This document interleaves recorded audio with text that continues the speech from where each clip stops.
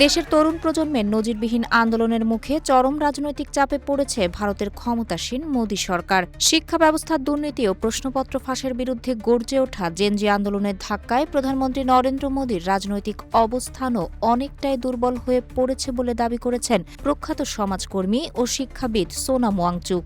সরকারের এই পিছু হটার ঘটনাকে ক্ষমতার রাজনীতিতে বড় পরিবর্তন হিসেবে দেখছেন বিশ্লেষকরা। প্রশ্নপত্র ফাঁসের বিরুদ্ধে ক্ষোভ দিয়ে শুরু হলেও মুহূর্তেই তা রূপ নেয় সারা ভারত জুড়ে এক বিশাল সরকার বিরোধী বিক্ষোভে। তরুণদের এই অপ্রতিরোধ্য আন্দোলনের সামনে নতি স্বীকার করতে বাধ্য হয় মোদী সরকার। আন্দোলনের দাবানল সামলাতে না পেরে পদত্যাগ করতে হয় তৎকালীন শিক্ষামন্ত্রী ধর্মেন্দ্র প্রধানকে। সোনাম ওয়াংচুকের মতে ভবিষ্যতে জনগণের দাবি উপেক্ষা করা হলে শিক্ষা ইস্যুর গণ্ডি পেরিয়ে আরও বড় ধরনের গণ আন্দোলন গড়ে উঠতে পারে। সম্প্রতি বিবিসিকে দেওয়া এক সাক্ষাৎকারে তিনি এসব কথা বলেন। তিনি বলেন, এই আন্দোলনের ফলে দেশের তরুণদের মধ্যে আত্মবিশ্বাস বেড়েছে।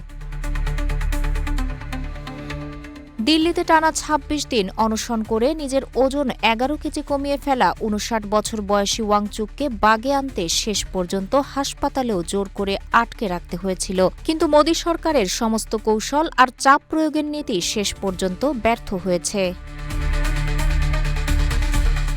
পরিস্থিতি সামাল দিতে বাধ্য হয়ে পরীক্ষা ব্যবস্থায় প্রযুক্তিভিত্তিক সংস্কার, দ্রুত বিচার এবং ক্ষতিগ্রস্ত পরিবারগুলোকে ক্ষতিপূরণ দেওয়ার আশ্বাস দিয়েছে সরকার। তবে তার মতে এসব উদ্যোগ যথেষ্ট নয়। তিনি বলেন, ভারতের শিক্ষা ব্যবস্থায় মৌলিক পরিবর্তন আনা জরুরি, যা ভবিষ্যতের চাকরির বাজারের চাহিদার সঙ্গে সামঞ্জস্যপূর্ণ হবে। এতে শিক্ষার্থীরা দক্ষ হয়ে উঠবে এবং দেশের বেকারত্ব সমস্যাও কমাতে সহায়তা করবে। আন্দোলনকারী শিক্ষার্থীদের ওপর মামলা, হয়রানি চালিয়েও চাপ সৃষ্টি করতে চেয়েছিল প্রশাসন। কিন্তু সুপ্রিম কোর্ট আন্দোলনকারীদের ঢাল হয়ে দাঁড়ানোয় সেখানেও বড় ধাক্কা খেয়েছে সরকার।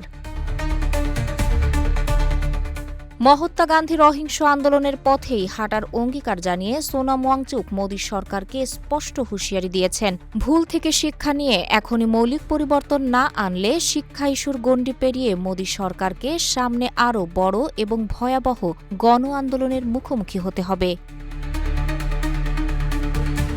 তাহেরা আক্তার, রূপালী বাংলাদেশ।